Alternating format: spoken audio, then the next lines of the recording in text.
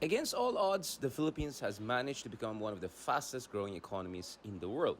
In fact, along with Vietnam, the Philippines has been in a pole position as far as leading ASEAN towards a period of growth and dynamism is concerned. Over the coming years, if not decades, the Philippines is expected to grow at healthy rates thanks primarily to its demographic trends. Nevertheless, if the Philippines wants to move into high income category in the coming decades, it has to build its economic foundations. And there are many dark clouds over the horizon. One major source of concern for the Philippines is the education crisis. If you look at the World Bank indices or the PISA rankings, the Philippines does, well, terribly. It performs well below its level of development. And the pandemic and its effect on the Philippines' education crisis has further intensified the education gap and functional literacy concerns in the country. So there need to be radical solutions and reforms in order to make sure that the Philippines has the kind of dynamic and capable workforce in order to thrive, not only survive throughout the 21st century. But as much as we face challenges, there are also immense opportunities. After all, the Philippines is located next to one of the most dynamic economies on earth. Think of, for instance, Taiwan, which is single handedly responsible for almost bulk of the most advanced high end semiconductor productions on earth. And during his trilateral summit, historic trilateral summit with Fumio Kishida, the Prime Minister of Japan, and US President Joseph Biden in the White House earlier this year, President Marcos Jr. vowed to push for growing strategic investments from key allies and partners. So the momentum is there, the opportunity is there, but the Philippines has to get its act together in order to become a highly dynamic and attractive destination for foreign investments.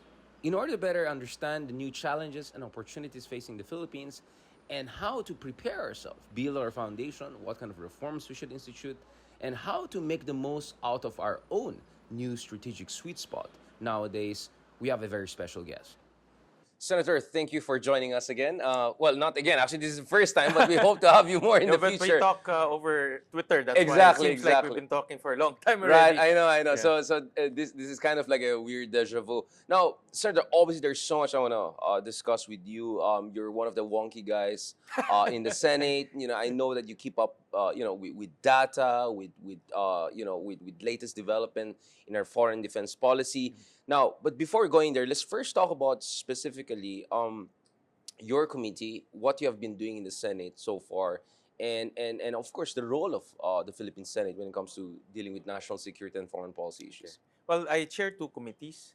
One is the Ways and Means Committee, meaning the committee is in charge of revenue generation, taxes, asset sales, and anything that has to do with revenue See, generation. geeky, yeah. Well, it's I'm a finance major, Right, so that's exactly, something yeah. that I've done in the past. And then second is the Basic Education Committee, and that committee, I was a former mayor, so that's why Right. um, when I was a mayor, I was really focused on education. So I took that committee. Now going to your question on foreign policy, well, the president is the chief architect of our foreign policy. That means he sets the direction. But in terms of treaty making, that power is shared between the Senate and the executive branch. And I say this, and I have to emphasize that it's only the Senate and not Congress. No? Right. That power is exclusive to the Senate. So we share that the treaty making power. So, for example, we enter into conventions, into treaties. The executive branch will send us their documents, and the Senate will hear and ratify those documents. Now, obviously, there's the constitutional expectations, and then there's the reality of politics in the Philippines. Mm-mm. You're already in your second term. What was your experience during the first time? Because that was quite a contentious era in terms of legislative executive relations. This was the era that we got out of ICC. This was the time that you had a former president who was openly questioning our treaty alliance with the United States, Mm-mm. and there was a lot of debate like. Is this the sheer prerogative of the executive, or the Senate has to have a say in this? Can you tell me from a first personal standpoint, although I know you're independent and non-partisan, Mm-mm. from a personal standpoint as a senator, how you felt about it, and then what is your assessment of how the Senate as an institution navigated those difficult fault lines? Right, right. Well, there was a big debate whether the Senate is needed for whenever our country retracts from a treaty. definitely when we enter a treaty, the Senate is needed to ratify that. But as to when we get out of the treaty or retract from the treaty, that is something that is not Mm. written. No? There's a lot of debate on that. So to correct that gap, the treaties that we ratified lately, we inserted there that if ever the executive will retract from the treaty, it needs a concurrence of the Senate. So that's embedded in the latest treaties that we entered into. But during the past administration, definitely the foreign policy direction was very different. As I'm sure you know, I follow you on Twitter. And that's a direction that an administration wants to take. And I would assume that that track is because of our national interest. Now, whether that strategy will be effective or not, Mm. only time will tell, only history will tell. But definitely, what I notice, each president, each administration will have their own track, their own direction when it comes to foreign policy, especially dealing with geopolitical issues. Now, on a personal level, I mean, that was your first term as a senator, Yeah. right? Back then, that must have been a steep learning curve, Yes, wasn't yes, it? yes. Well, before that, Richard, I was a local official. I Right. mentioned I was a mayor. I was a 9-year mayor. And then I had 2 terms in Congress. So in terms of public service, I had that Of course, yeah, experience already, yeah. but local, of course. No? Right. The national scene is really different Different, yeah. because you're expected to learn many things and everything under the sun. And the expectation of the public is quite high. No? So, but that local experience gave me a good sense and a good flavor of what our constituents want, what are the aspirations of our constituents, yung pulso ba, no? That's very Right, right. important. That's something that you cannot learn Ramdam mo through yung pulso yeah, ng tao, yeah. through the books. You Right. only learn that through experience. And that's something that I have to say that helped me navigate through the national scene. So that transition seemed to be quite seamless in your case, right? I mean, you cruised through a re-election. I didn't see you in the crossfire of any side. I mean, how did you do that? I mean, we had, of course, Senator Rafi Tulfo also Yeah, yeah. on this show not long ago, and of course, he's new to the Senate, but Yeah. it was also a steep learning curve from him. Yeah, He's an yeah. independent who knows how to work with the majority and Yeah, at the same yeah. time listen to the minority. Yeah. So there's that kind of navigational skills going on there. Yeah, yeah. I don't see that much difference with your case. I mean, obviously you have different brands of approaching this, but my understanding of you throughout the years is you also have been this kind of a, have this kind of a navigational skills. Can you tell me about your own positioning? and Yeah, all? yeah, you're right. It's very difficult to navigate our political road Yeah, for yeah. political Landscape, yeah, landscape yeah, or yeah, yeah. scene. It's very difficult because we have a multi-party system. It's a very personality-based politics. So meaning there's no ideology, there's no advocacy. It's really personality-based, and personal alliances change very often. Yeah. And sometimes they're together, sometimes they're not. Sometimes you're friends, sometimes you're not. So it's very difficult to navigate that. So, having said that, my goal is always what do I want to achieve in legislation. I'm assigned with committees that I need to chair. I'm assigned with bills that I need to pass. And what's the best way forward to get those done, navigating politics. But you're right. No? It's quite complex, and you really have to keep your ears on the ground because things change so fast. Right, and but eye on the ball, which is a very kind of results-oriented Yeah. approach. I remember watching documentaries of you, your brothers, your family, and what you've been doing at the LGU level, which is really modernization of the bureaucracy, Yeah. digitalization. I remember Yeah. back in the day, I was watching those kind of stuff. So it looks like that kind of modernization pushing the country forward. That has been the animating force of your Senate. Yeah, stint I so would far, like to think I'm a goal-oriented person, Richard.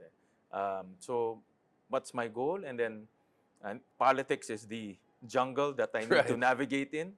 But I focus on the goal. For example, I chair the Basic Education Committee. As you all know, we also created the Education Commission, the EDCOM2, to look at the issues prevailing in our education system.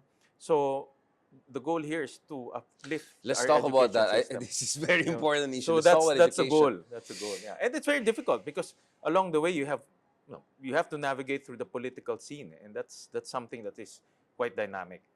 Now, obviously, you're not in the Department of Education. We need to talk to someone else if it's that. But nevertheless, you have an understanding of governance.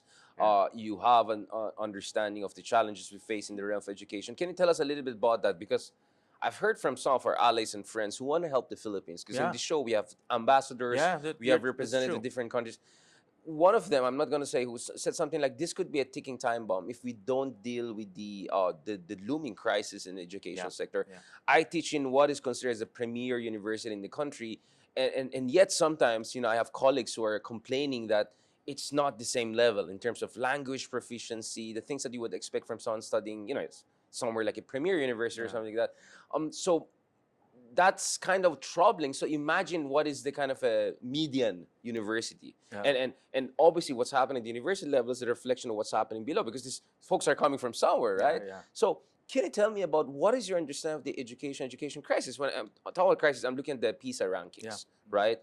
A country that has almost exactly the same per capita income as the Philippines, Vietnam, Yep. Yeah. ranked number 8, I think, in one of the PISA Yeah. rankings. It Yeah. was just mind-boggling. Yeah. Philippines was like second to the Yeah. last, Yeah. right? Yeah. And we're not talking only about math and science. We're talking about language proficiency, Yeah. right? Yeah. Yeah. Then you have the World Bank report, which The said learning something like more poverty. than Yeah. 90%, Learning poverty. which Correct. is like twice worse than Indonesia, Yeah. way worse than India, countries Yeah. poorer than Yeah. us. Yeah. So, and then Vietnam was something like 20+%, and then Singapore obviously at the cutting edge. So when you look at it, we knew that there was a problem, but Yeah. these numbers show like orders of magnitude of Yeah. problem. Yeah. Senator, how do you approach this as a former edu leader, as the education committee guy here? Yeah. Yeah. It's really daunting, and to be honest, Richard, it's it's depressing. It's disappointing. It's daunting because of the magnitude, but we just have to focus on where we want to go, meaning inch by inch we'll improve in our large scale assessment examinations like PISA, and focus on the fundamentals. I'll give you a very concrete example. If you compare ourselves to Vietnam, like you mentioned, we just came from Vietnam a few weeks ago because we found out that on a per capita basis, Vietnam is spending the same as us. Interesting. But in terms of PISA, Huh. they're 100 points higher than Yeah, us. No? it's crazy. But this is the other dimension. In terms of, if you compare Vietnam and the U.S., um, U.S. is spending like 10 to 15 times more than Vietnam, but their grades are the same. Right. So in other words, Vietnam is spending efficiently. They're spending on the right programs and projects, and compared to the U.S. and to the Philippines. So initially, my thought is always throw money on education and it will improve. That's not the case. And we learned from Vietnam many things. Number one, local governments play a very big role in education. We need to empower them. In the Philippines, it's a very centralized system. Number two, education should be at the top priority of the top officials. No? And when we visited them and we met with all the top officials, their initial imbokang bibig nila, no? Their initial comment is education is a top priority for us. There's no second. No? Education should be number one. And that's consistent with the National Assembly, with the implementers of their bureaucracy. And that's something that's not present in ours. No? So, and then number three, spend efficiently. No? So, meaning we cannot just throw increase budget every time and throw money in education and expect big results. We have to make sure that it's strategic, and we have to make sure that we address the fundamentals. For and example, sustained, no, over time. you Yeah. mentioned learning poverty. 90% of our kids cannot read a simple story. Reading is fundamental. It's basic. It's foundational. It's fundamental. We need to address that. And we need to spend a lot of money in order to make sure that the kids in kindergarten to grade 3, before they go to the next level, they know how to read and understand stories. Let's talk about this because, I was in Berkeley the other week and I was talking to some friends, who were looking at research into child nutrition. Mm. Some of the things that is barely talked about. So you Yeah, rightly yeah. pointed out that it's not just the amount of money you put or fancy classrooms and all. My understanding is it's even more basic than that. The nutrition that goes to the brain of the kids, especially in the formative years. Yeah. And that's not expensive at all. Yeah. I mean, it's just basic protein and nutrition that you have to get. I think Costa Rica has a very good Yeah. program in terms of making sure there's a basic nutrition level for kids. Correct. Yeah. can you tell me, the reason I'm asking about this is because the first time I realized you are kind of a wonky guy is I think you were part of a Energiewende, the energy transformation project of Yeah, Germany. Germany. I remember that. So I Yeah, was like, yeah, yeah, okay, yeah, interesting. We yeah. have senators because comparative is really the way forward, Yeah, right? yeah, Kasi yeah, kung kukumpara mo lang yung yeah, mga iba't ibang administrasyon, it's just gonna be a debate of who did worse, yeah, right?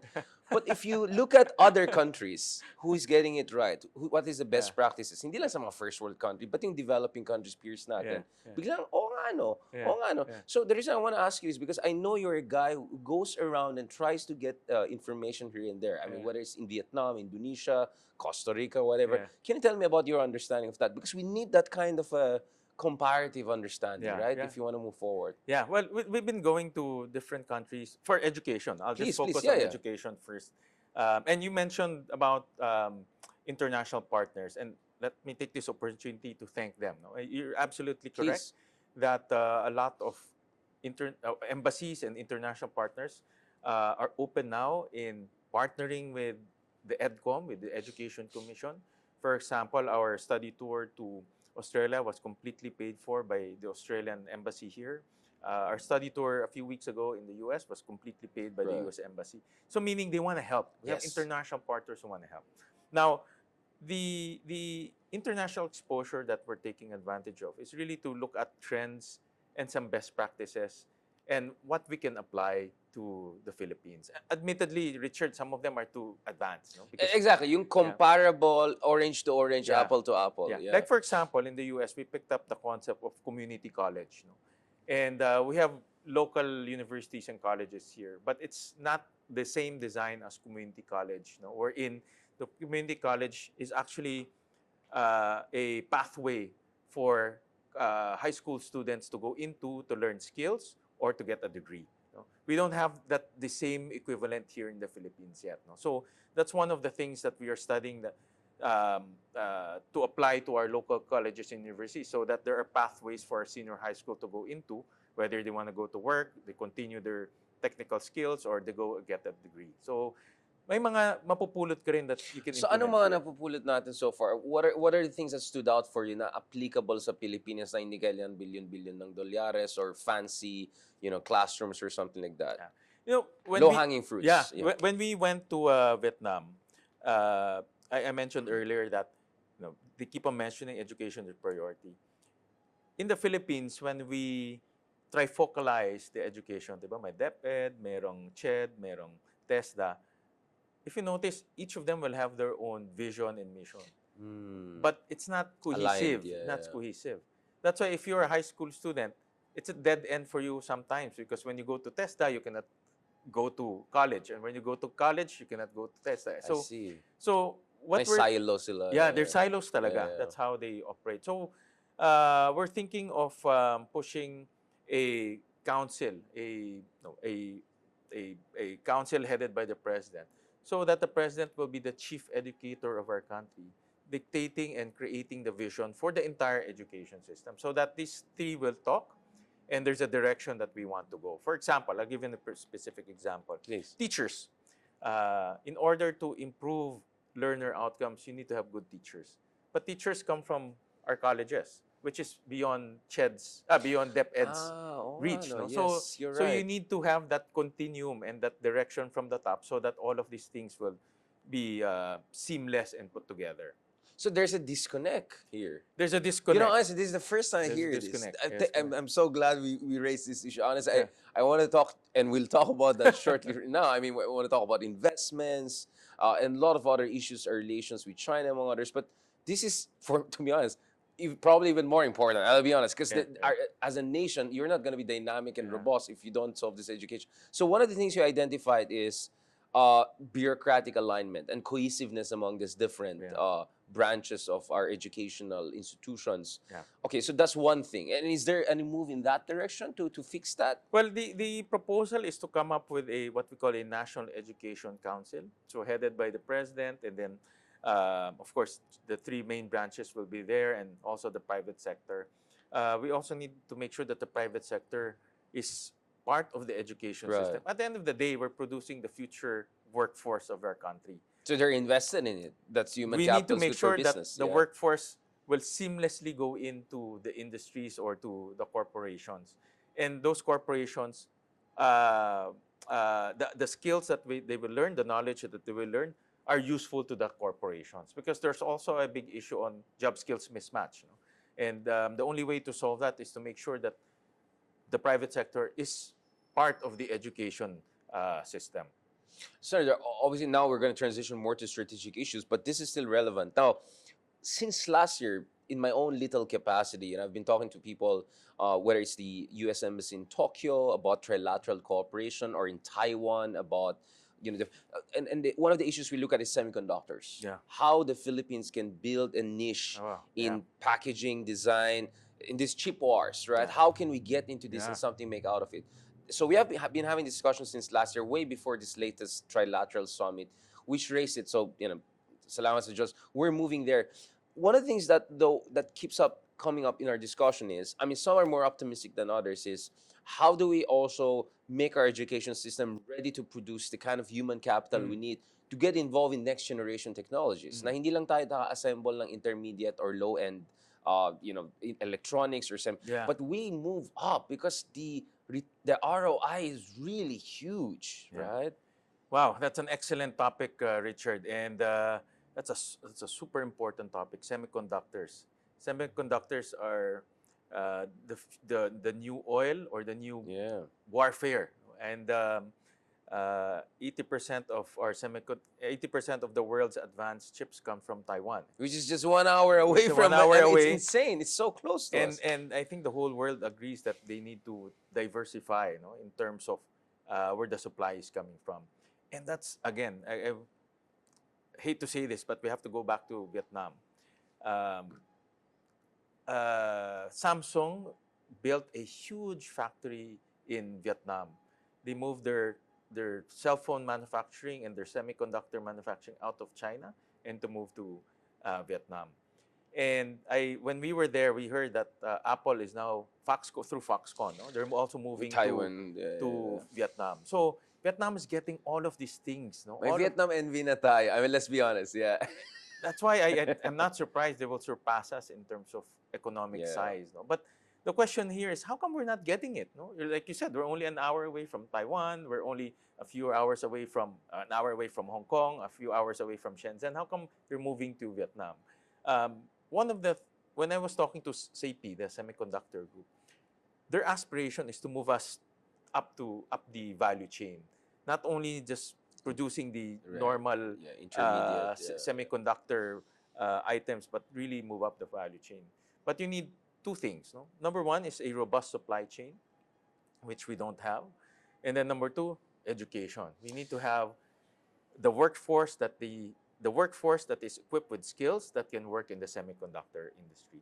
So those two things need time to build, but we can build it now. No? We're not far behind because semiconductor is half of our exports. Yeah, exactly. So we have that $40 billion yeah, other year. We have that critical mass already. It's just moving backwards and moving a little bit forward. Right. I mean, it's just a little bit parang from, I don't know, hindi naman PBA to NBA, that would be big jump. But you get what I'm saying, right? Like I say, I'm the PBA, I go to some Euro League.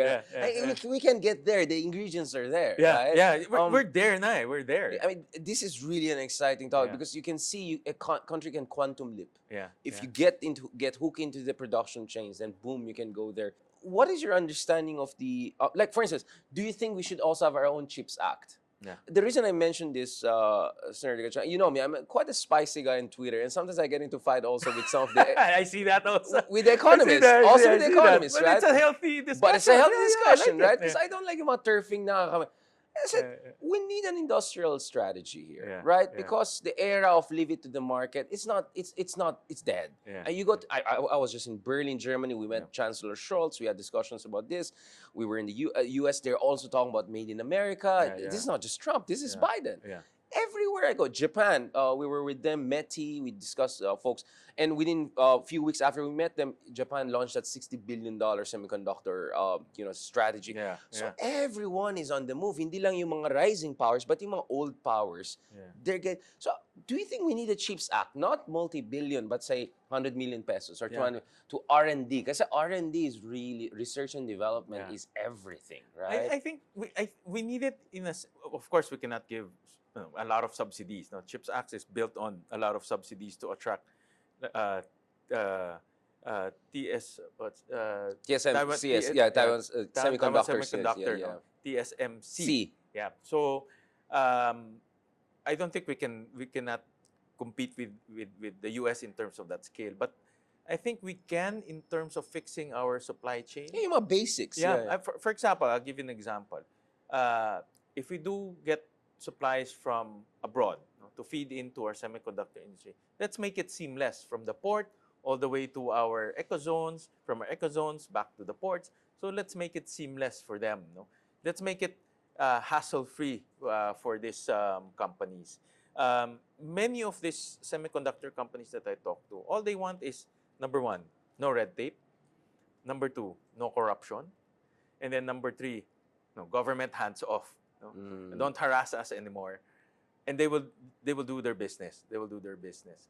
The private sector in our country for many, many years had been resilient. From the change of government, from the different bureaucratic red tape, they're so resilient. But the support that they want is very simple. No corruption, no hassle, hands off. No, that's it. My thing though with the no corruption is I'm looking at Vietnam right now. And I you know what I'm saying? Yeah. And I would look at Korea in Yeah. 1980s, 90s. Yeah. So I'm slightly skeptical. Of course, morally I'm against corruption. Yeah. But my problem with the typical liberal argument, corruption, like, no, but we see a lot of countries corrupt. Like Malaysia is also hugely corrupt. But look at the levels of semiconductor. So for me, it's really industrial strategy. Now, obviously, you're right. We're not in position to offer billions. But let's say 50, 100 million pesos for R&D development inside Philippines. For parang yung mga pensionado style. You send some of our engineering graduates for PhDs in the top universities. Di ba? For instance, I was in Tokyo earlier this year in the Prime Minister's office. They showed us they have these special universities in Japan that have a tie-up, let's say, with Stanford, and they do really semiconductors. So parang industry-specific program, private-public partnership. Like, obviously, we cannot do it in billions of dollars, but we can do it in a few 100 million pesos or something like that. Because the scramble is there. You're right. Malaysia has been there, Silicon Valley of Asia. Thailand is big. Vietnam is coming up. Indonesia is getting its act together. Sayang, di ba? Kasi may Taiwan plus strategy na ngayon dapat eh. We have one thing kasi, Richard, that they don't have.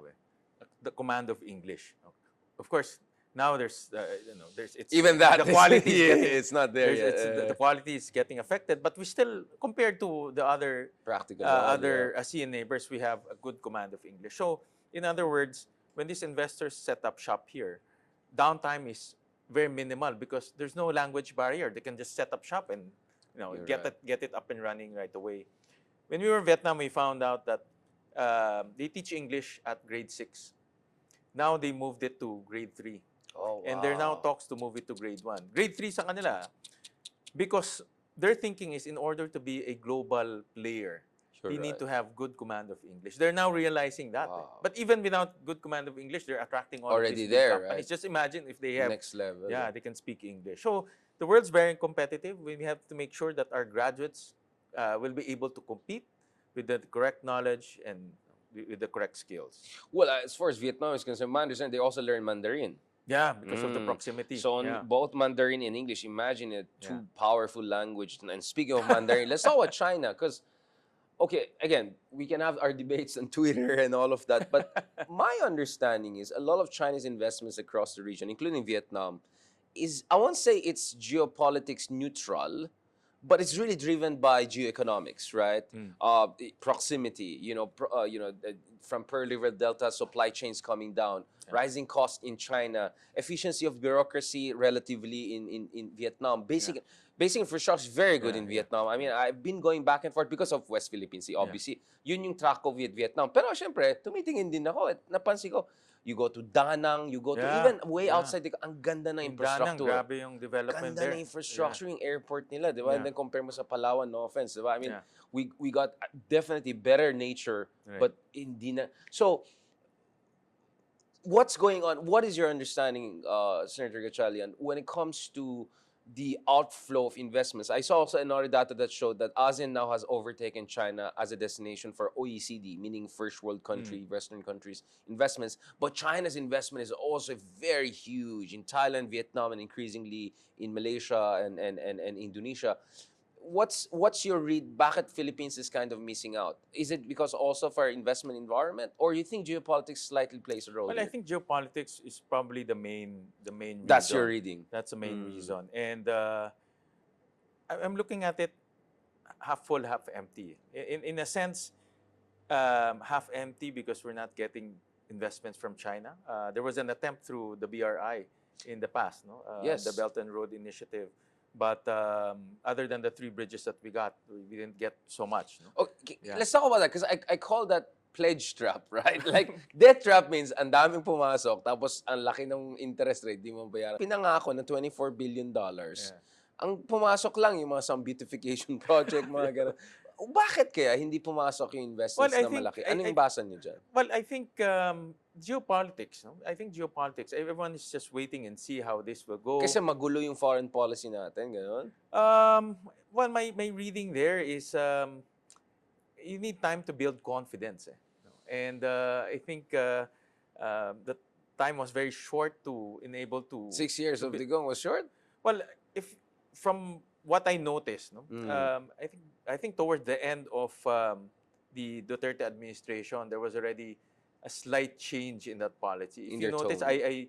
I noticed that the tone of Secretary Lorenzana was more aggressive at that time, no, and Not to mention Locsin. Yeah. yeah, and of course Secretary Locsin. So, and these are the alter egos of the Yes. president. So I think there was a slight change Mm. in sentiments at that time. So I think the confidence building was not so the runway was not so long in that sense. But the half full is my view there is there's a natural de-risking. And that's the uso word right now, no? That's the buzzword right now, de-risk. And because of Because you this cannot thing, decouple. I mean, China is too big. So what you can do is certain areas just to certain shield areas. over dependence. But Yeah. for us, it became natural. And I think that's an Ah, advantage also because now we're now looking at other markets to strengthen interesting. ourselves. Now, for example, Europe, Japan. We're talking about FTAs with Japan, Right. FTAs with the EU. So we're now opening up ourselves new agreements with the US. So in other words, we're strengthening ourselves with other markets. And Right. that's a good thing for us, no? And hopefully one day this geopolitical issue will resolve by itself, or at least it will subside. Then at least China will be another market for us. Yeah, I mean, for my understanding is, people know I'm quite critical of what's happening in the West Philippine Sea, but I always look at the big picture, and I think China could be a really big driver of developing the region. I was just checking Bangkok, how many new Chinese EV car production are coming up. I mean, these are Yeah. tie-ups with local production, Yeah. and we know Bangkok and Thailand in general was the Detroit of Asia. Yeah. Lots of Japanese cars we have been enjoying here Correct. are built and assembled in Thailand. Well, China wants to be the leader in renewable, in EVs, and batteries. Practically all the next generation and Yeah. quantum communications, 5G already. So for me, to be honest, Senator, again, for some people who think, oh, Richard is the critic. Actually, I always look at the big picture and nasasayangan ako because I think China Yeah. could be a very positive partner. Yeah. Yun lang, you're right. We just have to find that equilibrium whereby may mutual understanding na etong red line mo, etong red line ko, tanggapin na natin yan and then let's build from there. Kasi ngayon medyo fuzzy yung red lines eh. Di ba? Ang fuzzy eh, di ba? Well, just like Philippine politics, geopolitics also change, no? Depending Yeah. on the leadership, depending on who's taking the helm. And I think one day we'll find that equilibrium that you're saying and new markets will open to us. But at this time, I think new opportunities is opening up to the Philippines. Japan is quite aggressive with the Philippines with us. The EU is opening up new markets with us, and some bilateral Yeah, agreements FTA sana with Yeah. EU because we just had an interview also with some of the ambassadors from EU and they But were may saying quality yan, our bureaucrats should be ready to accept this because even though these doors are open, if our bureaucrats will be will practice red tape or will not embrace Yeah, it or will business as the usual. usual bureaucratic process, then nothing's going to happen. So we need to move fast as well. Sir, my worry here is big pledges here, big pledges there, and then nothing happens. I want to still go back to the China case because, one of the articles I wrote about the BRI, I don't choose my headlines, but the headlines was something like Philippines is pulling out of BRI, which I didn't say per se. But one of the persons I quoted was you. What is the status of Chinese investments in the Philippines? Yung mga Chico Dam project, the three railway Yeah, projects, yeah, ano yung suspended lahat? Ano ba yeah. talaga nangyari? Those are Na, ODAs, no? And from our review, except for when you say our review, your committee is your the review? ODA review, because the Ways and Means Committee Aha. has an oversight function on Yes. ODAs, and to make it simple, all of the ODAs with China and AIIB got canceled already, no? Okay, Because so it's not we're moving. clear with that. Yeah, Yeah, yeah. I think except for Kaliwa Dam, Yes. yeah, because it's already at advanced stage. But for example, the Mindanao Rail and the other rail projects, they got canceled Wait, already. the Kaliwa Which Dam, is sayang, no? Because which is saying yeah, yeah, exactly. yeah, yeah. So, but because of papers are not moving and the situation has changed already, so government decided to pull out of that project. What is your understanding? What? Because I talked to our Chinese counterparts, and they tell me the problem is on your side. Your bureaucracy is too slow. We don't know what's going on. Magulo kayong kausap. I talk from this side. I'm not gonna name this. Their understanding is magulo din yung kabila daw, hindi klaro. One of our NEDA, I don't know say whom, went to China and then pagkita niya, hindi klaro anong gusto niya. So what was going on? Both sides were just feeling each other without real To be commitment? honest about it, from what I see and feel, because of I will go back to geopolitics again, no? Because of all of this um, uncertainties, because of Yes. the geopolitical situation, there's no interest for both Right. sides to pursue it, no? May Parang there's disincentive, yeah. no hindi excited Hindi excited. Yeah. So I think because of that, papers are not moving, and if you don't push it, nothing's going to happen. We all know you have to push papers in order to get things done. But what about the aspect of the interest rate? I understand that what China has offered is not crazy high. It's closer to market Yeah. rate, but it's very high compared to what Japan or South Korea offers. Yeah. At the same time, it's not like Japan can cover everything. Limited Yeah, din ang pwede yeah, nila yeah, provide. So I yeah. think people are being unrealistic by saying umasa lang tayo sa Japan. Japan is, it's a shrinking population and Yeah. economy. They're big, they're important, but they have so many other obligations aside from the Philippines, right? Yeah. I mean, Kishida said they want to be. So you have to have China eventually, but on the right terms. Yeah. My understanding is the Bandung Jakarta one, President Xi Jinping specifically pushed for a 1% interest rate. It was a strategic decision. Etong bansa na to mahalaga, Yeah, yeah. we need to go for They it. built the high speed Yun rail nga there. well, and that's why all the drama eventually it got finished and Jokowi is very proud of it. We can have a debate about what the actual situation is. But my sense always was, Senator, correct me if I'm wrong, sana China makes, I don't want to use leap of faith, in a sense, like put one nice good project in the Philippines. Yeah, yeah. And let that be a showcase of goodwill. I mean, in Yeah. Africa, they build the African Union buildings, right? I mean, Yeah, so, yeah. again, I'm critical of some of the projects the Chinese have. But my sense is, chicken again, if wala tayong gagawin papareho, Yeah, lalong yeah. mag-spiral yung geopolitics. So Yeah. bring geoeconomics to cancel out or dampen it, diba? Correct, Like correct. one good project like Mindanao or Clark na maganda. And I've tried Chinese infrastructure. Despite all the stereotypes, they're pretty good. Yeah, I mean, yeah, I've yeah. been trying them since I was a Yeah. kid in different parts Yeah. of the world. They're pretty impressive. Yeah, Not all. So we want to make sure we get the good one. One big one, one Yeah. hindi white elephant, and then things will change, diba? Yeah. That was the intention, no? That's why, for example, the Mindanao Rail was really meant to help the hometown of President Duterte by putting a massive rail project there. That was completely funded by China ODA, including AIB. But that takes time. This type of mega projects takes time, and you have to keep on pushing. Japan is the master of ODA. No? Almost more than half of ODA comes from Right. Japan. So they know how paperwork. They know the paperwork. They know how things. They know how to navigate the Philippines. They have a big. JICA has a big office here. Right. The Japanese have big presence here, and they know how to transact with the Philippines. China was just learning You're that right. that situation or that process. In fact, AIB is compared to JICA or to World Bank is relatively new. Neophyte, No? yeah. So So they needed time, and unfortunately, because of these things happening, a lot of the projects actually got canceled already. So that Thi- takes time. No, This takes is time. a But good. the thing Yeah. is, the intention is there. They wanted to put more projects here. They started off with those bridges. Then they move into the South Rail was supposed to be funded by China, but now it's funded by Japan.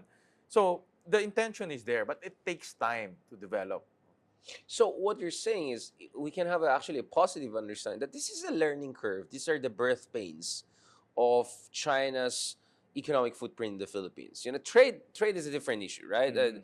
It's market driven, but these are strategic infrastructure projects, and this is where you need to be talaga maalaga, Right, right. meticuloso, titignan And mo lahat. that's where Japan has great Right. advantage. Like for example, our subway. They're building our subway. So they bring in technology, they bring in training. Um, Coincidentally, the depot is in Valenzuela. So they're putting up a Ah, school so you there should, yeah, yeah, yeah. to train our constituents there. So um, aside from development, it's also soft power. Correct. By putting in education, an education component, by putting a training component, you're also developing relationship with the locals and with the politicians. And can you tell us also slightly about what are the other ODAs coming in? South Korea, EU, Yeah, the biggest is Japan talaga. Japan pa Yeah, rin di yeah, ba? Japan is Yeah. the biggest. The others are quite small, like Korea, even the EU, they're quite small. Japan is really the major ODA funder of our country. And last one, I mean, this was fascinating. I could see when I brought in semiconductors and investment, we all got geeky over it. But it is exciting. No, And it is because we're exciting. hopeful, I think we can get something out of this Yeah. for the good of the nation, If you right? get a chance to Yeah. talk to Seipi, Dan La Chica, Right, right. he has a vision, and the Exactly. vision is within reach. Within If we reach. do the right things and the right policies, we can actually turn our country into a Right. semiconductor powerhouse. Yeah, I mean, we've seen India, a country with a lot of problems and Yeah, also on the move. So yeah. why not the Philippines, Right, right? right. Last point, you know, aren't you worried also about this tendency to discuss this legitimate national security issue, but there's a tinge of prejudice, anti-China sentiment? I mean, I have nothing against you questioning the policies of the Communist Party of China, but this turning into something more, kind of a cultural, social prejudice. Aren't you? I mean, you're Chinoy also, right? Well, aren't you worried also about what do you think is the right balance in approaching? Actually, we saw that in the recent. I don't know if Diba? you followed it, no, but in there was apparently a lot of Chinese students are studying in In Cagayan, Cagayan, yes. and the tone there was it's a national security threat. But I filed a resolution because apparently, and not talking about race, apparently there are allegations of diplomas for sale. No? But I mentioned that because I also mentioned on media that we have to be very careful, Vigilant, no? yeah. And branding a certain race as a national security threat. No? We're not known to be racist, or we're not known Right. to be um, a race, a nationality that prejudice other races. No? We have to be We are fair also. multiracial. We're Yeah, multicultural we're a very Filipinos. Yeah, exactly. multiracial society. We also Exactly. have Filipinos all over the world. No? Exactly. Yeah. So we It's not a also have to, helpful rhetoric. Yeah. correct, we also have to think of their welfare, and be fair to everyone. And and and and speaking of that, what about the POGO issue? Yeah, Singit ko rin, nakalimutan ko lang. yeah. We had, Yeah, what's going on with that? yeah, I yeah. mean, for me, to be medyo yun, medyo dodgy minsan, I'll be Yeah. honest. We Yeah. need to ban Yeah, Pogo. dodgy, yung dodgy talaga yan. And Yeah.